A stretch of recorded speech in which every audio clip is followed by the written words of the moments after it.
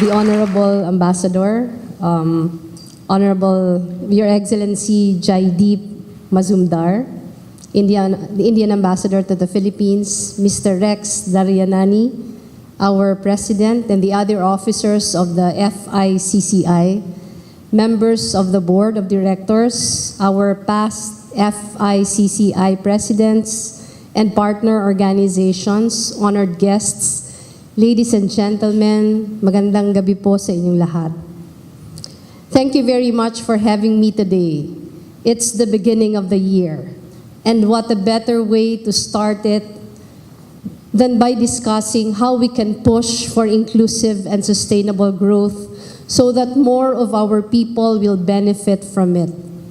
These are very opportune times for business, especially Asian business. Over the past year, Asia outperformed other regions, with East and South Asia accounting for nearly half of global growth. The Philippines and India are considered two of Asia's rising stars, seen to boost the region's growth by at least 8% this year. However, challenges remain. Millions remain hostage to poverty and unemployment. Governance remains an overriding challenge for all of us. Technological innovations, which are great products of mankind's collective ingenuity, may make machines better laborers than humans.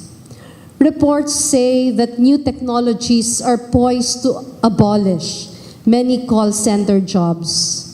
A 2016 International Labor Organization study showed that 49% of jobs in the Philippines are at risk of automation, particularly those of BPO workers and call center agents.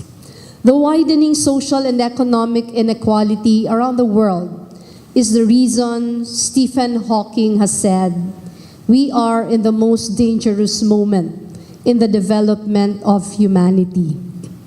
All these things point to one thing: we can no longer adopt a business as usual attitude. To survive and thrive, we must be ready and willing to work together, regardless of the nature of our work, our abilities, our race, our political colors, or the lack thereof, to uplift the lives of our people.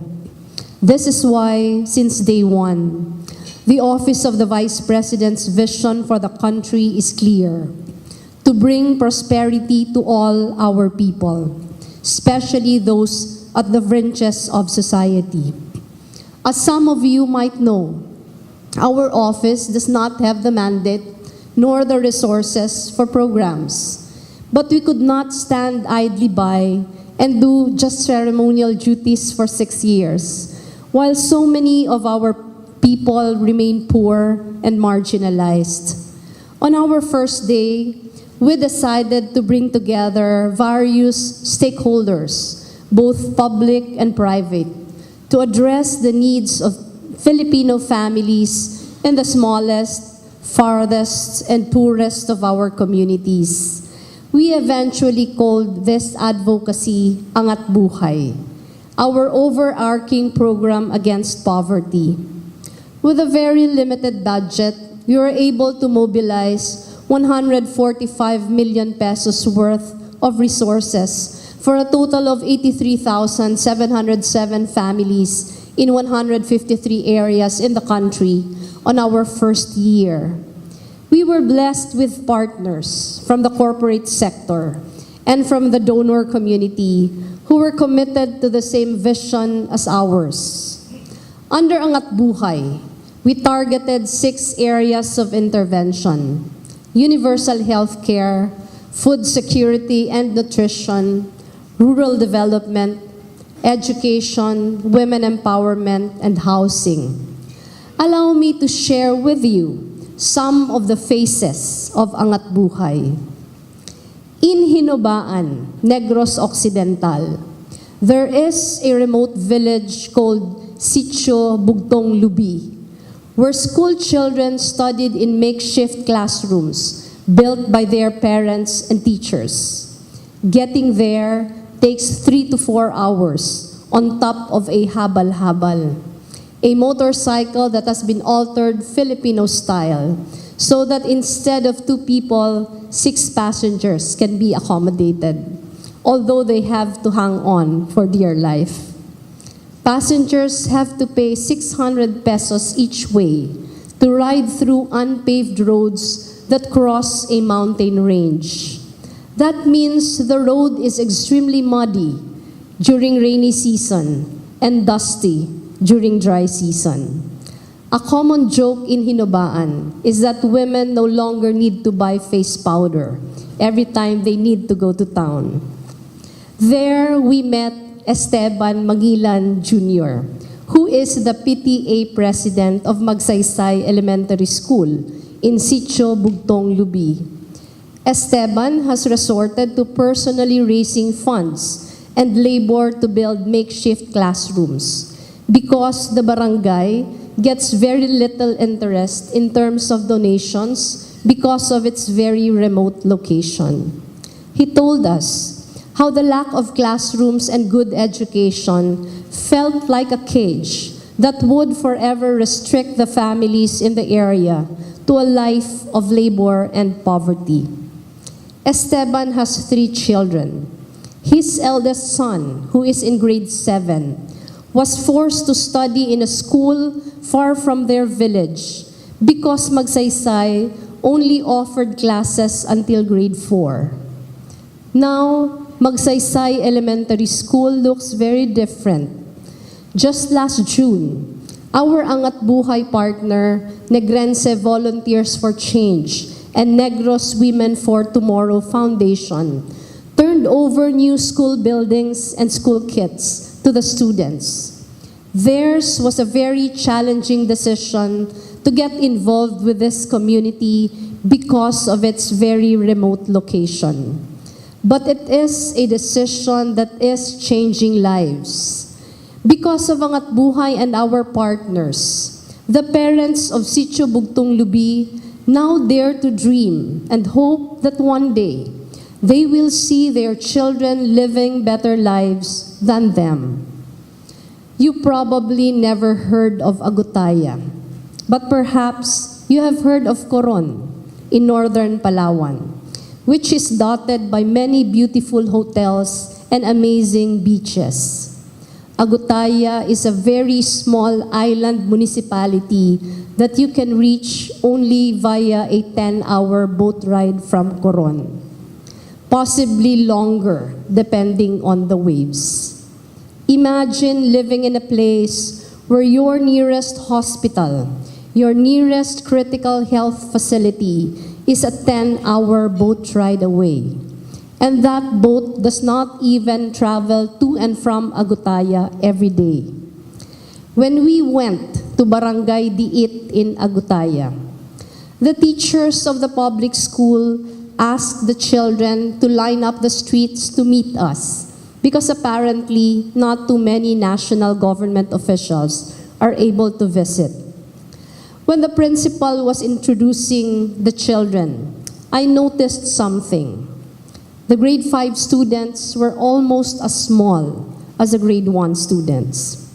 So I asked the doctor who was with us why the children seemed to be very small. And the doctor said that most of the children there were suffering from a condition called stunting. Most of us think stunted simply means small. But the reality is that it affects not just the children's physical development, but also their mental faculties. The tragedy here is that stunting is irreversible after the age of 5. I mentioned earlier that Agutaya is an island municipality, but we are not talking of one small island here. There are actually 29 islands and islets in Agutaya, all geographically isolated and severely disadvantaged because of their location. Agutaya's people are physically and socio-economically separated from mainstream society. And finding donors of these kinds of communities is a very difficult challenge. Also nestled in one of those islands is Barangay Macaranyao, where we met Nanay Mildred, a bubbly woman in her 50s. To get to Macaranyao, you have to ride a boat for 14 hours from Coron. As you can imagine, there is no electricity, very little source of potable water, and there are no well-run and well-lighted classrooms. Where she lives, women are farmers by day and weavers by night. On most nights, Nanay Mildred and the other women in the area weave hats and baskets under the moonlight. Macaranyao is a place stuck in a different time, in a world where driverless cars are already a reality. It was very clear to us that something had to be done. Our staff went back several times and coordinated with the local government there, reported that women weavers like Nanay Mildred now produce more bags and hats because they can work even after the sun goes down, allowing them to sell to Amanpulo and other Aman resorts. Their children now study with proper lighting that doesn't harm their lungs with soot. Esteban and Nanay Mildred are just two of the many, many dramatic and wonderful results of effective collaboration.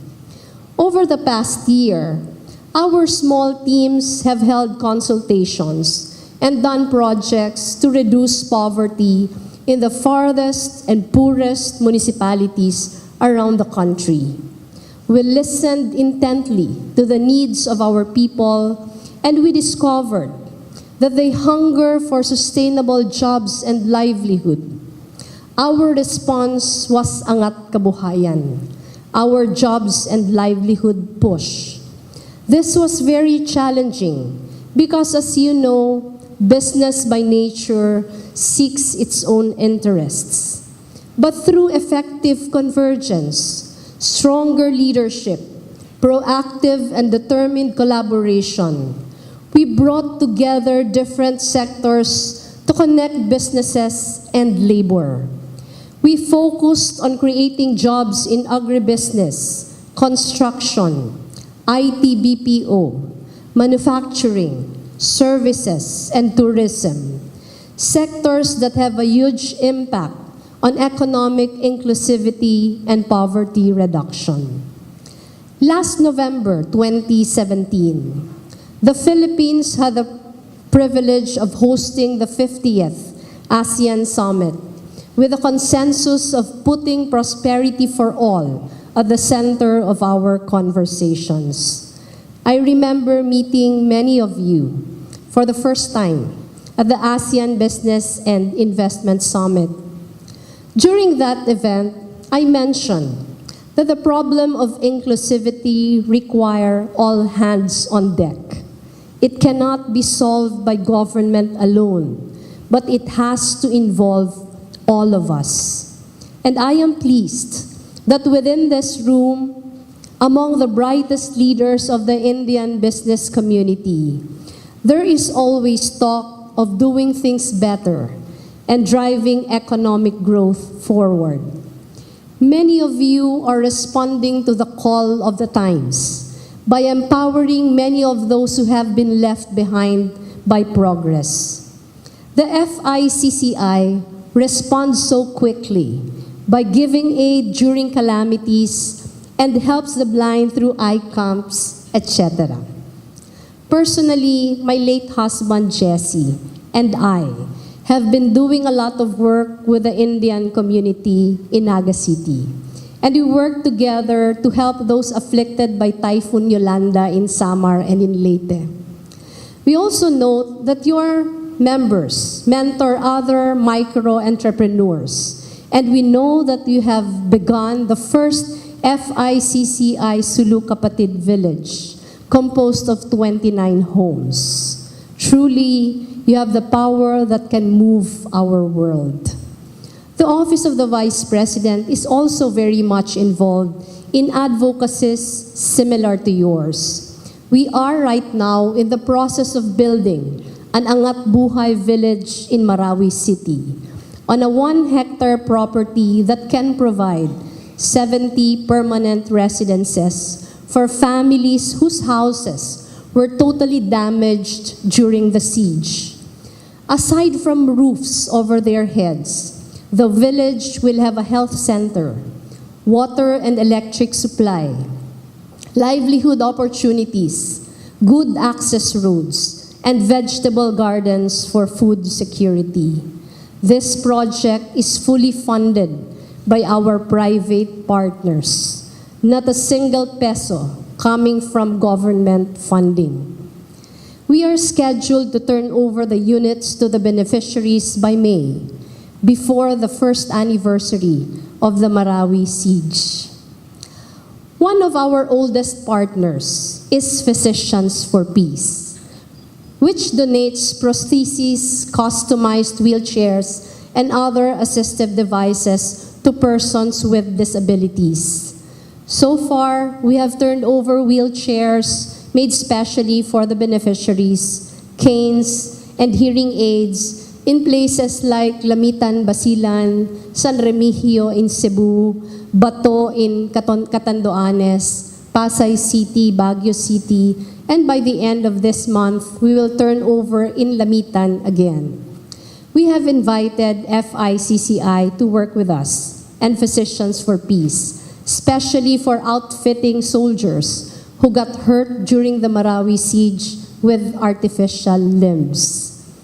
During these times, where there is great clamor for walls to be built, we need to build more bridges. We need to keep finding ways to collaborate better so we can drive our economies forward.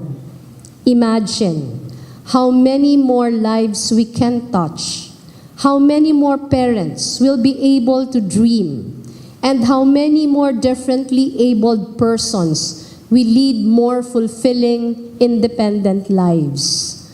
The power of collaboration lies in being able to find the sweet spot where the greatest need and the greatest desire for change intersect. We invite you to go through this journey with us. So thank you all for giving me the opportunity to speak before you today. We look forward to a greater and more fruitful partnership with FICCI as we move the most poor of our Filipino families to even easier and greater lives. Mabuhay po kayong lahat. Maraming salamat. Congratulations to FICCI.